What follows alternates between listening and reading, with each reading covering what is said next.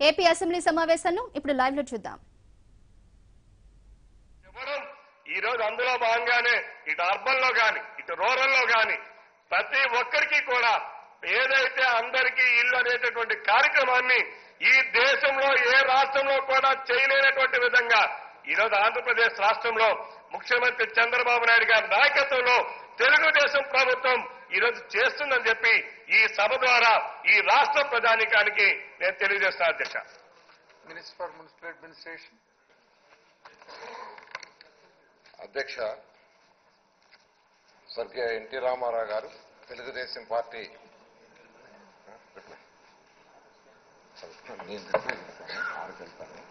తర్వాత శ్రీనివాస గారు సార్ అడుగుతారు.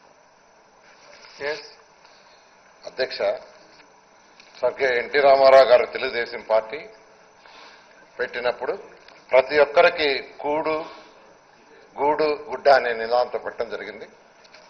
అయితే తెలుగుదేశం పార్టీ స్థాపించి ఇక ముందు ఈ రాష్ట్రంలో తీసుకుంటే పేదవాళ్ళకి ఇల్లంటే కేవలం 4 తడికెలు, 6 వెదురు బొంగులు, 20 తాటాకులు ఇచ్చేవాడు. అంటే పేదవాడంటే అంత చులకనగా ఉండేది. అలాంటిది స్వర్గీయ ఎన్టీ రామారావు గారు వచ్చిన తర్వాత ప్రతి పేదవాడు కూడా మంచి ఇంట్లో ఉండాలి, కాంక్రీట్ హౌసెస్ చేసుకోవాలనే దాంతో ఆ రోజు ప్రారంభించి ఆ రోజు 6,000 రూపాయలు ఒక్కొక్క ఇంటికి ఖర్చుతో యాక్చువల్ గా నిర్మించడం జరిగింది. అంటే ఈ రాష్ట్రంలో స్వతంత్రం వచ్చిన తర్వాత పేదలు నిరుపేదలకి ఒక పక్కా గృహాలంటూ ప్రారంభించింది తెలుగుదేశం ప్రభుత్వంతోనే. అయితే గత ప్రభుత్వాలు తీసుకుంటే గత ప్రభుత్వాలు నిర్మించిన హౌసెస్ లో ఎవరికి ఇల్లు ఇచ్చారంటే ఎవరికి ఇచ్చారో తెలియదు.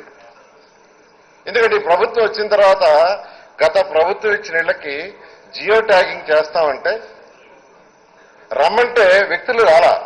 ఎందుకు రాలేదంటే ఆల్రెడీ వాళ్ళు 1-2 హౌసెస్ తీసుకొని ఉన్నారు. కొన్ని ఇళ్లకి డబ్బులు డ్రా చేశారు, అక్కడ ఇళ్లు లేవు. ఇది మొత్తం స్టడీ చేస్తే 4,150 కోట్లు ప్రజాధనం దుర్యోగం అయింది అధ్యక్ష. విష్ణురాజు గారు అన్నారు 2 సంవత్సరాలు ఎందుకు డిలే చేశారని. ఎందుకు డిలే చేశామంటే ఎవరికైతే ఆల్రెడీ ఇల్లు ఇచ్చున్నారో వాళ్ళందరినీ జియో ట్యాగింగ్ చేసి ఆధార్తో లింక్ చేసి ఎవరికైతే ఇల్లు లేవో వాళ్ళకి ఇవ్వాలనే ఒక మంచి సదుద్దేశంతో యాక్చువల్ గా ఆ సమయం 2 సంవత్సరాలు వేస్ట్ అయింది అధ్యక్ష. అదే గత ప్రభుత్వాలు అదే పనిగా చేస్తుంటే ఈ ప్రభుత్వానికి టైం వేస్ట్ అయ్యేది కాదు. అయితే ఈ ప్రభుత్వం వచ్చిన తర్వాత ముఖ్యమంత్రి గారు ఒకటే చెప్పారు, పేదలైనా నిరుపేదలైనా హై క్వాలిటీ హౌసెస్ కట్టాలా, మంచి క్వాలిటీ హౌస్ ఇవ్వండి.